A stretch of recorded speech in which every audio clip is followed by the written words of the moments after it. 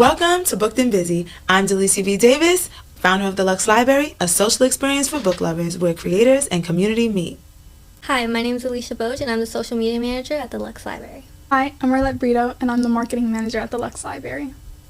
Booked and Busy documents our high-powered media team as we face daily adventures connecting our creators, our authors, and our artists to the busy work.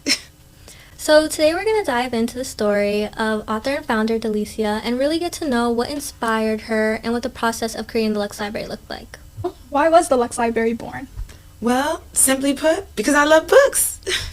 And for me, it wasn't enough to borrow a book from a public library and have to give it back, because I truly fell in love with the stories and experiences that I read about. I also thought that it was very important that we were not only reading books and hearing other people's stories, but I thought it is essential that we tell our own. So the Lux Library was born and built so that we can create our own stories through books, music, and media as well. So what were you really hoping to get out of the Lux Library? Like, what were your goals going into this? My number one goal in building the Lux Library was to make sure that everyone had a voice. I think everyone has a story to tell, and I wanted to make sure that there was a platform where we could share those stories. And when I was a little girl, I used to write in my journals a lot, but I didn't know how to share that. I didn't know how to put that into a book or craft a song with that. So through my experiences and through my expertise and my training and my skill building, I learned how to publish books and magazines and music, and I just want to teach other young people to do the same. With every story comes doubts. Did you have any? I would say in the creation of the Lux Library, I never had a doubt. But let me tell you, those dark days did come. I jumped into the business head first. I didn't really have a lot of experience in, curating a building or a space or an operational team. So when I started, I did it all by myself, and I crashed and burned quickly. And there's a saying from a book that I've read that you want to fail forward, and failing forward is all about failing as quickly as you can so that you can learn from that mistake and move forward. And that's exactly what I did.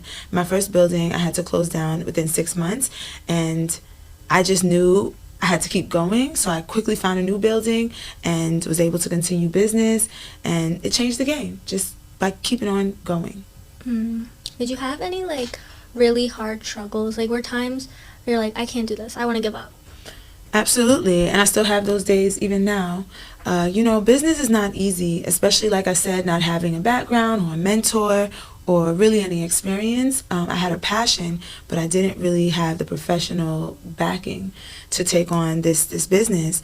But I persevered and I didn't give up. So one of the struggles that I faced in that process was just trying to make money.